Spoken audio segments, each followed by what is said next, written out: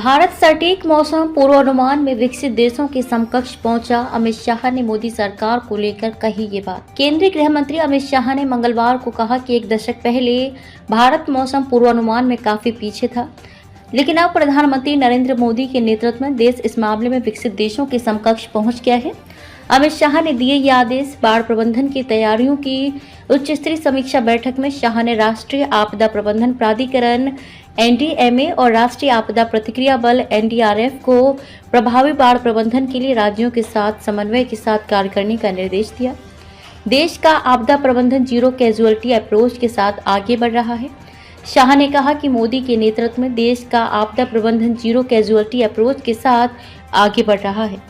हमें इस मामले में विश्व में नंबर 1 बनना है। उन्होंने देश में बाढ़ की समस्या को कम करने के लिए उठाए जा रहे दीर्घकालिक उपायों की समीक्षा की और पिछले वर्ष की बैठक में लिए गए निर्णयों पर उठाए गए कदमों पर चर्चा की। उन्होंने बैठक में बाढ़ प्रबंधन के लिए विभिन्न एजेंसियों द्वारा अपनाई गई नई तकनीकों और उनके नेटवर्क के विस्तार पर चर्चा की। उन्होंने बाढ़ नियंत्रण और जल प्रबंधन के लिए विभिन्न केंद्रीय एजेंसियों द्वारा अंतरिक्ष प्रौद्योगिकी के अधिकतम उपयोग पर जोर दिया। अमित शाह ने कही ये बात। उन्होंने जल शक्ति मंत्रालय एनडीएमए और national remote sensing centre NRSC को ग्लेशियल झीलों की निगरानी करने और किसी भी प्रकार के विस्फोट की स्थिति में समय पर कदम उठाने की सलाह भी दी।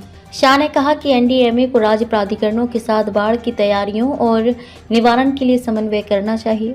शाह ने सभी राज्यों और केंद्र शासित प्रदेशों से एनडीएमए द्वारा जारी सुझावों को समय पर लागू करने की अपील की। उन्होंने बाढ़ पूर्वानुमान में सटीकता बढ़ाने की आवश्यकता पर भी बल दिया और कहा कि बाढ़ निगरानी केंद्रों को अंतर्राष्ट्रीय मानकों के अनुरूप होना चाहिए। शाह ने नर्मदा नदी के चारों ओर वन क्षेत्र बढ़ाने की बात भी की, जिससे नदी बेसिन को पुनर्जीवित किया जा सकेगा। उन्होंने बिहार और उत्तर प्रदेश में मजबूत बाढ़ प्रबंधन के लिए नई तकनीकों का उपयोग करने का सुझाव दिया।